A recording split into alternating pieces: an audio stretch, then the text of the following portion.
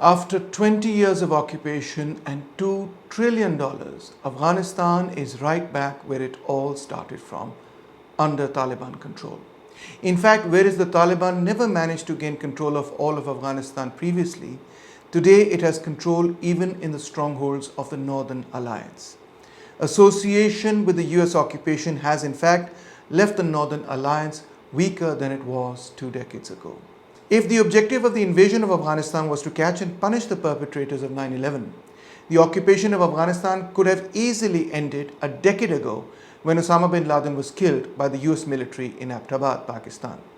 One plausible explanation for continuing the occupation for another 10 years is that the occupation was geostrategically important to control the underbelly of Russia and China. But then if that was the goal, why did the US cut its losses and withdraw now and in such haste? Try as one might, one is left absolutely flabbergasted to find any reasonable explanation for this occupation. All one can say is that it underscores the complete destructive nature of modern capitalist imperialism. Those in the West who think that the Taliban represent some form of anti-imperialist national liberation movement are completely mistaken. The Taliban is composed of the same tribal and reactionary counter-revolutionary elements that were set in motion against the Saur revolution. Collectively called the Mujahideen, they were in fact never a unified group. The Mujahideen was just a label given to 7 different jihadi organizations. These Mujahideen groups not only had certain religious, doctrinal differences, but also were financially tied to different foreign and or neighboring powers. That is what accounts for the civil war after the fall of Dr. Najib's government.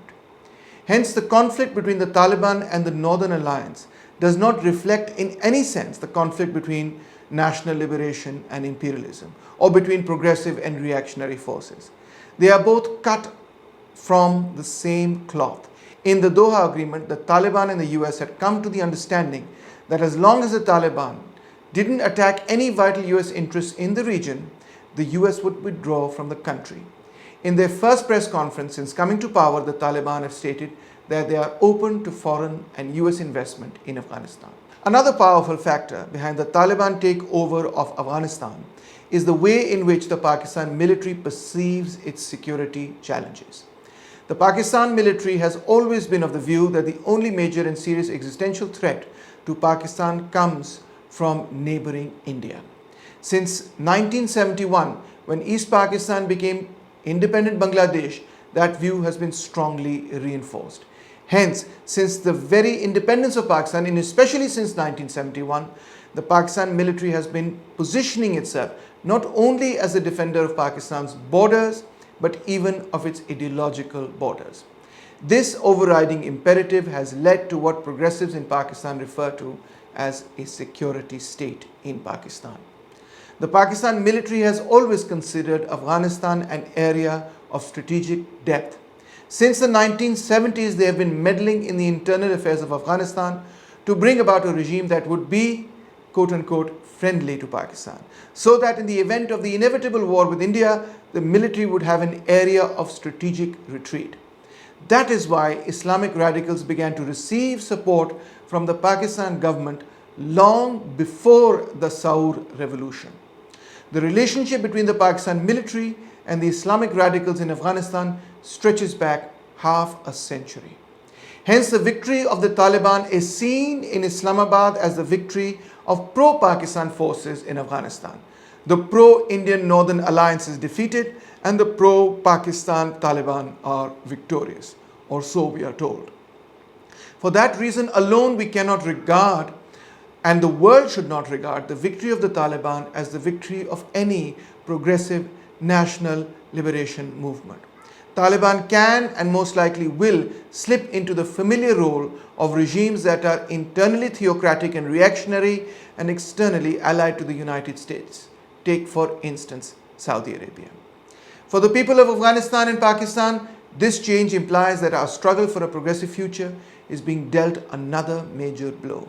The victory of the Taliban in Afghanistan has not only emboldened the religious parties of Pakistan It has also given hope to the Tehreek-e-Taliban Pakistan that has waged a decade-long destructive conflict inside Pakistan that has cost approximately 80,000 lives and millions displaced in massive military operations in FATA and other northern areas. In the long run, however, only the progressive forces of Pakistan and Afghanistan can defeat these reactionaries.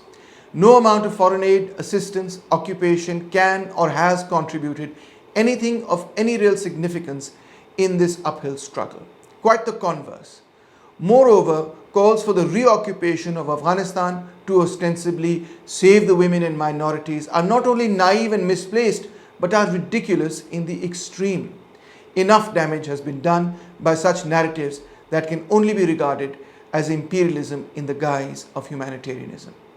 In conclusion, the image of desperate Afghans clinging to airplanes in the hopes of escaping the Taliban will forever be etched in the memories of the people of the region as the ignoble end of this occupation. And the way in which they drop from the skies symbolizes the false hope that capitalist imperialism always creates but betrays. The future of Afghanistan and Pakistan can only be determined by the people of our respective countries. We hope for your solidarity in that struggle, but it is our struggle in which history is on our side and victory is inevitable. Thank you.